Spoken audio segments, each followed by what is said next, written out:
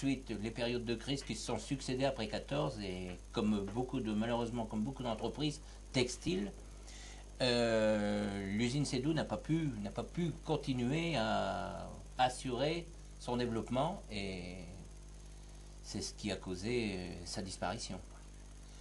Dire que parce qu'il n'y avait pas seulement que le fait que l'ouvrier gagnait sa croûte Oui. dans son travail, mais il y avait aussi tout un ensemble autour de cette usine textile, tout un ensemble de social.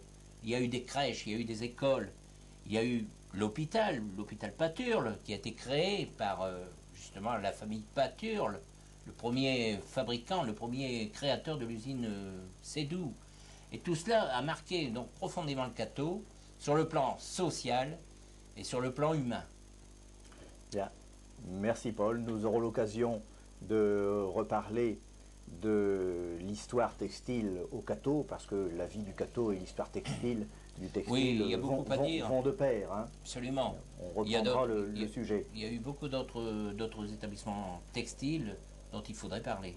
Nous avions, au milieu du 19e siècle, vers 1850, la première usine textile dans le Nord. C'est très important, il faut que les gens s'en souviennent. Oui. Alors je vais maintenant demander à nos techniciens de préparer le lancement sur le réseau de la cassette de vœux du maire de Westerbourg que nous avons reçu un peu en retard. Monsieur le maire de Westerbourg s'adresse à la population catésienne.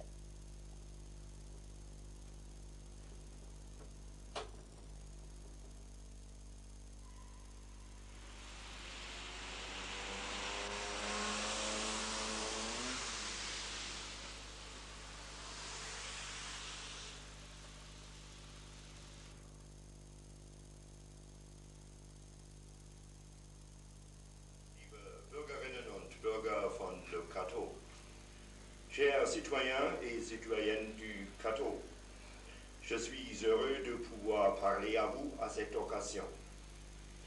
Je salue tous nos amis français au Cateau de la ville de Westerbourg qui est déjà arrangé pour Noël.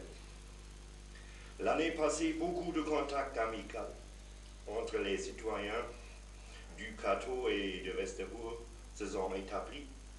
J'en suis particulièrement heureux en revoyant à l'an de 1986. Les jeunes, les professeurs, les parents, les représentants de l'administration et des associations du Cateau et de Westerbourg se sont visités mutuellement.